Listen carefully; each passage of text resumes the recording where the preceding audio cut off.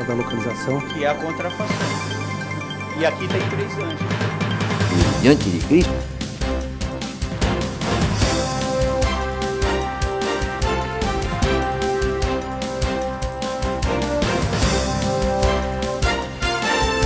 Restrita para o passado. conhece, possa espera. Afinal, o que é o Armagedon? Qual a mensagem contida nessa profecia? The day after the deadly storm and the morning light will be. No programa anterior, nós vimos que o Armagedon será uma batalha mundial que envolve forças malignas contra os filhos de Deus. Concluímos que toda a terra estará envolvida nesse conflito, pois, de acordo com as profecias, será a batalha do grande dia do Deus Todo-Poderoso. E isto significa o dia do juízo final. Cada um de nós deverá tomar a sua decisão sobre qual bandeira irá guerrear. Agora ainda falta saber qual o motivo da batalha, quando ocorrerá, como poderei ter certeza de que estou do lado certo, o que irá identificar o povo de Deus. É importante salientarmos que o grande motivo da batalha será o mesmo que originou um conflito lá no céu. É o governo de Deus e o seu povo. Mas não muito conhecido é um termo derivado de Har-Magedon, que tem um hebraísmo antigo. É quase como que um siríaco, um hebraico com caldaico, com siríaco, que seria Har-Moedit. A palavra Har, montanha, monte, e Moedit, congregação. Então isso tem tudo a ver na etimologia de Armagedon, porque aqui o verso 16 diz, e os congregaram. Note que a palavra congregar, congregação, ajuntamento aparece aqui. No lugar que em hebraico se chama Armagedon. Então se nós tomarmos essa definição arcaica do hebraico para a palavra Armagedon, isso nos lança mais luz sobre o conflito final entre o bem e o mal. Mas por que houve essa batalha? Porque Lúcifer queria uma congregação, à altura ou acima da congregação que Deus dirigia. E onde eu encontro para elucidar o fato que Har-Moedit significa uma batalha no monte da congregação? Eu posso ir, por exemplo, a Isaías 14, não é? E alguns versículos aqui, e gostaria até de lê-los, para que nós possamos ter uma base bem segura ao ler literalmente a Bíblia. Então, Isaías 14, versículos 12 a 14 também. Como caíste do céu, está falando da queda de Lúcifer, ó estrela da manhã, filha da alva, como foste lançado por terra, tu que debilitavas as nações. Então, Deus, Jesus, o Espírito Santo, a Trindade, e abaixo deles, só Lúcifer. Era o general de tudo no céu. O chefe do coro celestial, mas era o comandante de toda a ordem angelical também. Tu que debilitavas, tu que governavas as nações. E tu dizias no teu coração, eu subirei ao céu. Acima das estrelas de Deus exaltarei o meu trono. Notem agora, e no monte da congregação me assentarei, da banda dos lados do norte. Então, Armagedon tem que ver com um conflito em quem seria o principal sobre a congregação. Quem é que seria o líder espiritual de um povo, de um ajuntamento? Porque congregação vem de eclésia, eclesia, que é igreja, ajuntamento, reunião. Daí vem a palavra igreja, eclesia, congregação. Então já no céu começou essa disputa, que vai ter o desfecho com o Armagedon, que é a grande batalha entre o bem e o mal no final de todas as coisas, após várias instâncias de acontecimentos. Quem vai ficar no monte de Deus, na congregação de Deus? Vai voltar lá no princípio da batalha no céu. Então o fim volta ao princípio. E quem vai ficar na congregação do inimigo? O ex-Lúcifer, anjo de luz, que agora é o diabo, o Satanás, o opositor de Deus. Então note que o que lançou Lúcifer fora do céu foi o primeiro Armagedon. Foi um Armagedon primário. Uma última batalha. nós teremos, mas que vai volver a esse Armagedon primeiro. Lá naquele Armagedon, quem era que estava disputando? Satanás como Lúcifer e Deus. Quem é que estava ali em jogo? Quais os que estavam em jogo, ou o que é que estava em jogo? Os anjos celestiais, o universo. Quem dominaria essa congregação? E o Armagedon final será novamente Deus e Satanás, mas através de uma teodiceia cristocêntrica, né, que é a reivindicação do caráter de Deus através da justiça de Cristo, teodiceia cristocêntrica. E qual é o objeto de luta aí? O povo salvo e o povo perdido. Então, quem liderará essa congregação última? Daí o nome Armagedon, de novo, Harmoedit, né? O monte da congregação, a batalha da congregação ou pela congregação. Satanás está irado contra o povo de Deus, que estará pregando com muito poder as últimas advertências a este mundo. Ele está derrotado e vê através do testemunho de fiéis que muitos antes pertencentes aos seus exércitos estão se entregando ao verdadeiro Senhor. Embora não tenha mais nenhuma chance de salvação ou vitória, está prestes a fazer seu último ato sobre essa terra. Ele tentará matar os filhos de Deus. O Espírito Santo irá atuar de maneira mais intensa nos momentos que antecedem a volta de Cristo e, consequentemente, o Armagedon. Ele estará guiando os seus servos, capacitando-os com um poder superior ao do Pentecostes. Em toda a terra surgirão pessoas anunciando as últimas advertências, e a sua mensagem e a autoridade fará com que muitos que estavam no engano aceitem o convite. Sai dela, povo meu. Esse último grande evento será chamado o Alto Clamor. Quando o Alto Clamor ocorrer, todas as demais sequências proféticas vão ocorrer sem interrupção, inclusive a que termina com a volta de Cristo. Esse Alto Clamor provocará a ira de Babilônia e de seus seguidores. Satanás utilizará a união entre a igreja e o Estado para induzir dirigentes do mundo a editarem leis para impedir o avanço das mensagens e, por fim, exterminar com os mensageiros. Como ocorreu no passado, Deus determinou um sinal, um selo, para que os seus filhos fossem identificados. O grande sinal que identificará os filhos de Deus está descrito em Apocalipse 12, versículo 17.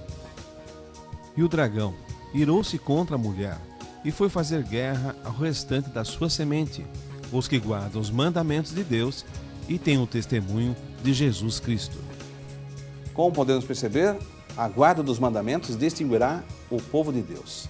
E a guarda do sábado será o último grande sinal de lealdade dos seus filhos. E depois destas coisas, diz-nos Apocalipse capítulo 7, sobre a questão do selamento, vi 4 anjos que estavam sobre os 4 cantos da terra, retendo os ventos da terra, para que nenhum vento soprasse sobre a terra, sobre o mar, nem contra árvore alguma. E vi outro anjo subir da banda do sol nascente, que tinha o selo do Deus vivo. Daqui, Apocalipse 7, que vem essa questão do selamento de Deus. E clamou com grande voz aos 4 anjos, a quem fora dado o poder de danificar a terra e o mar. Não danifiqueis a terra, nem o mar, nem as árvores, até que, isso aqui é a coisa principal, até que hajamos assinalado nas suas testas os servos do nosso Deus. Então Deus tem um momento que Ele está selando, e é só aquele momento que Ele passa na tua vida e acabou? Não. Porque salvação não é um ponto, é um processo. O selamento também é um processo. Eu estou sendo selado, eu serei selado, e eu fui selado. E a mesma coisa, eu fui salvo da culpa do pecado, eu estou sendo salvo do poder do pecado, quando eu me santifico, cada dia, e é a obra de uma vida toda, e eu serei salvo da presença do pecado. Então salvação não é um ponto, eu estou salvo hoje e para sempre, uma vez salvo, sempre salvo, mas eu fui salvo, eu estou sendo salvo, eu serei salvo. Selamento é a mesma coisa. Selamento é, enquanto Jesus está no santuário celestial, eu estou sendo selado, eu estou sendo salvo, eu estou sendo justificado, eu estou sendo perdoado.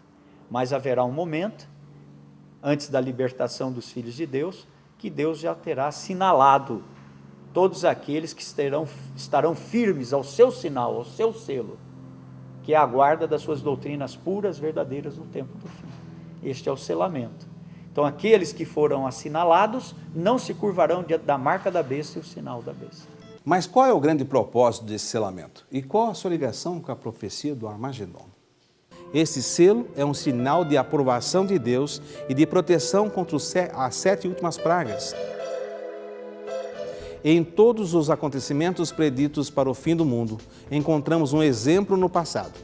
O alto clamor do final dos dias é exemplificado no Pentecostes. Quanto ao selamento e à proteção de Deus a seus filhos, podemos encontrar um fato semelhante na 10ª praga que caiu sobre o Egito, descrita como a morte dos primogênitos. Naquela ocasião, o grande sinal que diferenciou quem era do povo de Deus e quem não era foi a marcação nas portas das casas dos hebreus, o sangue do cordeiros. Segundo o relato bíblico, os que obedeceram às orientações enviadas por Deus através de Moisés não foram atingidos.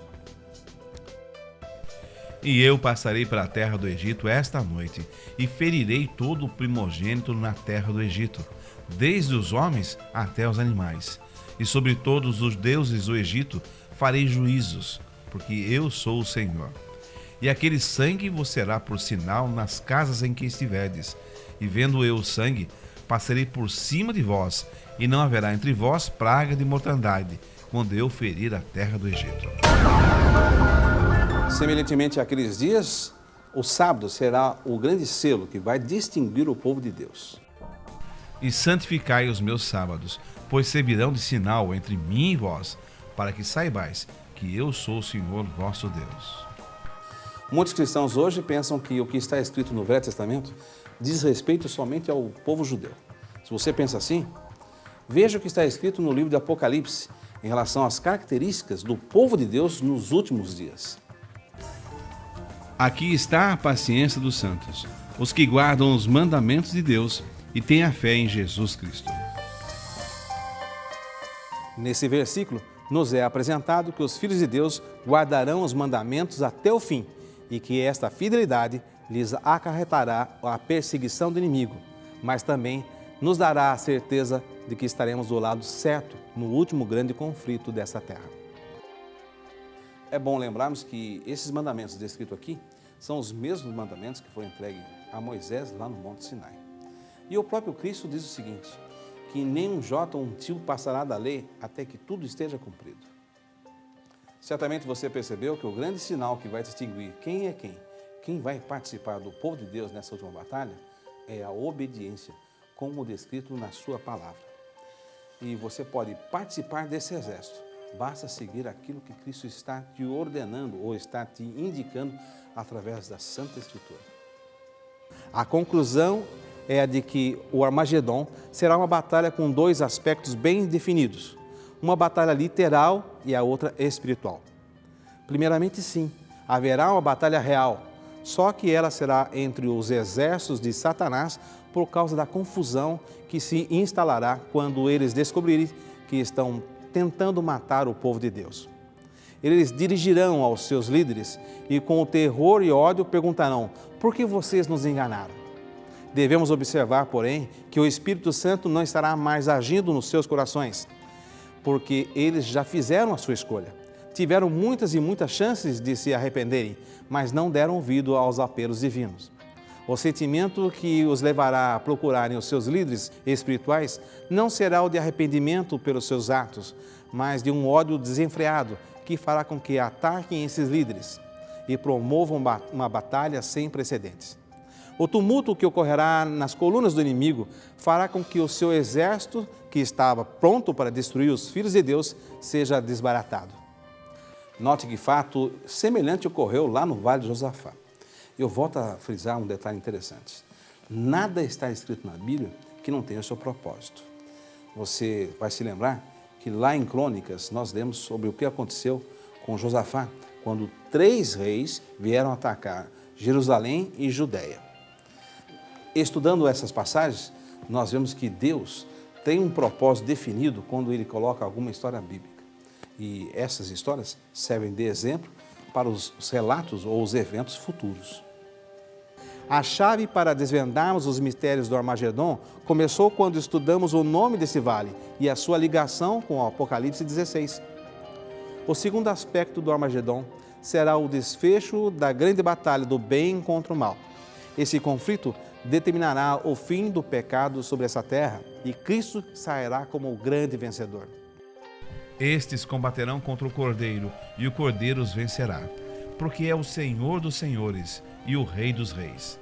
Vencerão os que estão com ele, chamados e eleitos e fiéis.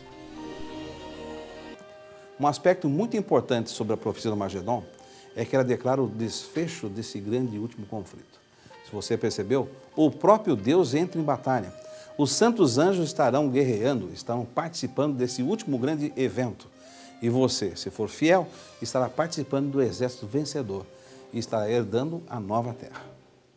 O que nós já desvendamos até agora sobre a profecia do Armagedon? Descobrimos que existe um lugar chamado Armagedon e que fica no Oriente Médio, num vale chamado Josafá, que houve uma batalha literal nesse vale e que ela serve de exemplo para o que vai ocorrer nos últimos dias. Identificamos que o Armagedon não será uma guerra regional, que ocorrerá especificamente nesse vale, mas que, profeticamente, o vale, no último conflito, representa a terra toda e que o próprio Jesus Cristo confirma isto. Também descobrimos que, como no passado, o próprio Deus é quem entrará em juízo contra os ímpios e que o Armagedon será o juízo final desta terra. Outro aspecto importante da profecia é que ela revela que Deus usará um selo para distinguir o seu povo e que o sinal será a observância do sábado, descrito nos 10 mandamentos. Agora falta saber quando ocorrerá o Armagedon e que evento dará início a essa profecia. E ouvi vinda do santuário uma grande voz dizendo aos 7 anjos: Ide e derramai pela terra as 7 taças da cólera de Deus. O capítulo 16 de Apocalipse trata de acontecimentos relacionados referente à volta de Cristo ou os últimos movimentos dessa terra. Os 7 anjos só terão a autoridade de Deus para derramar suas taças quando o seu povo já tiver sido selado. Esse selamento ou também esse derramamento das 7 taças põe fim a um tempo chamado de tempo da graça, ou seja, a porta da graça se fecha. Nós vamos desvendar o que é esse tempo e o que é a porta da graça. E derramou o 6º anjo a sua taça sobre o grande rio Eufrates, cujas águas secaram, para que se preparasse o caminho dos reis que vêm do lado do nascimento do sol. O Armagedon tem seu início no derramamento da 6ª taça e o seu desfecho na 7ª taça, que marca a volta de Cristo. Todo o restante da profecia tem o seu simbolismo especial e nós vamos estudar cada um deles. Mas nós vamos estudar agora todos os demais símbolos que estão contidos nessa profecia para desvendarmos os seus mistérios. Você viu que dentro da profecia nós encontramos a figura de 7 anjos e 7 taças. Vamos estudar um pouquinho sobre o que significa esses 7 anjos e quais são as 7 últimas taças. As pragas mencionadas em Apocalipse capítulos 15 e 16, que vão cair sobre o vale de Josafá, ou seja, sobre o mundo, elas não atingirão o Monte Sião, ou seja, as pessoas que estão sendo protegidas por quem? Por Cristo. Acompanhe comigo, por exemplo, o Salmo 91, verso 10, que diz o seguinte: Nenhum mal te sucederá, nem praga alguma chegará à tua tenda. As 7 pragas, elas não são, assim, castigos de Deus sobre todas as pessoas. Apenas para quem estiver no vale de Josafá, ou seja, no mundo, quem estiver separado de Cristo. Essas pragas são locais. Quando você lê todo o capítulo 16, você percebe isso. Se as pragas fossem todas mundiais, afetariam todos os filhos de Deus. E a promessa bíblica é de que as pragas cairão, são os 7 últimos juízos de Deus sobre uma humanidade impenitente. Uma humanidade que não quis se arrepender, que não aceitou o método de Deus de salvação.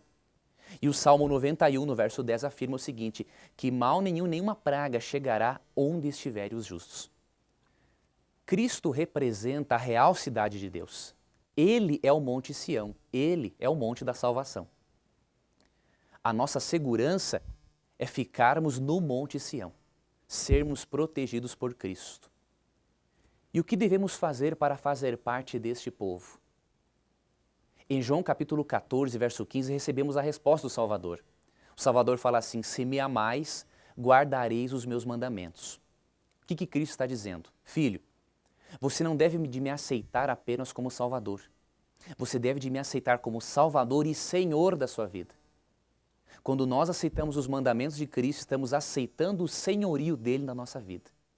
O segredo para você ser protegido no Monte Sião, ser protegido por Cristo, é você aceitar a Cristo como Salvador, aceitando a sua graça, e aceitá-lo como Senhor, guardando os seus mandamentos. Sem dúvida, a Bíblia nos apresenta que existirá um sinal que identificará o salvo nos últimos dias. E isso nós estudamos hoje. Através das passagens que lemos, identificamos os mandamentos como o ponto de fidelidade e o sábado como o grande sinal, o selo de Deus que será posto sobre os seus salvos. Isso é tão sério que o céu está esperando que esse selamento se complete para que seja dado início aos eventos que culminarão no Armagedon. Analisando bem a questão do selo de Deus, tudo se resume a um só aspecto: obediência.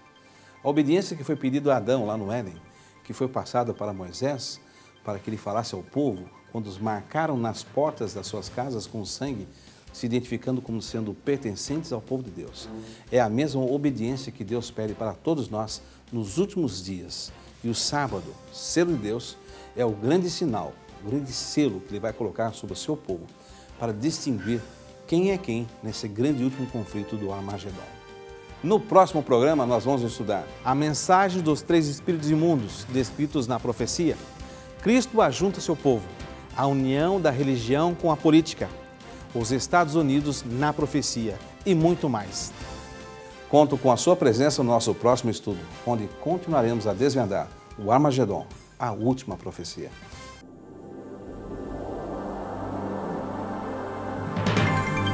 Vou falar da localização, que é a contrafação. E aqui tem 3 anjos. E diante de Cristo,